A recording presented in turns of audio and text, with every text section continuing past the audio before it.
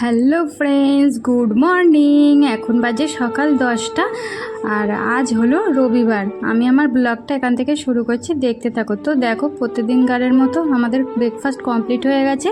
তারপরে দেখো বাদবাকি কাজগুলো সেরে নিচ্ছি। খাবার টেবিলটাকে ভালো করে মুছে নিয়েছি, নিয়ে দেখো রান্নাঘরে চলে এসেছি। এসে বাসনগুলোকে মেজে নিচ্ছি।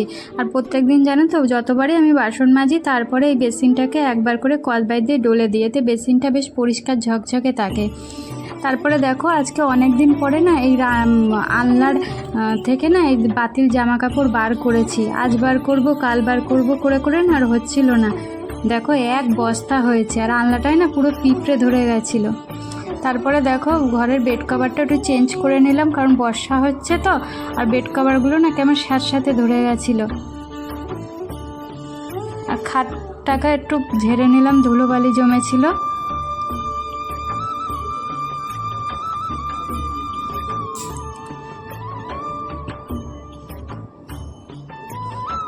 বালিশের ওয়ারগুলো, পাঁচ বালিশের ওয়ারটাও চেঞ্জ করে নিলাম।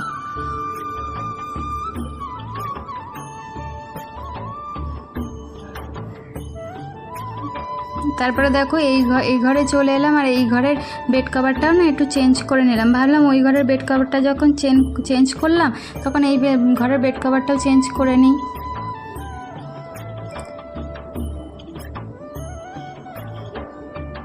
তারপরে সোফার এই কুশনগুলো না কেমন হয়ে গেছিলো, একটুখানি ঠিক করে দিলাম। তারপরে দেখো বিকেল এখন 4টে মতো বাজে, জল ভরতে চলে এসেছি। আর এখন দেখো 5টা মতো বাজে, আর কালকে জন্মাষ্টমী তো, তাই দেখো ঠাকুরের একটু কিছু করে দেবো, তাই কটা বাসন বার করেছি, সেগুলোকে মেজে রাখছি। তো আমার এই ব্লগটা এই পর্যন্ত। যদি ভালো লেগে থাকে লাইক কমেন্ট শেয়ার করবে। টাটা।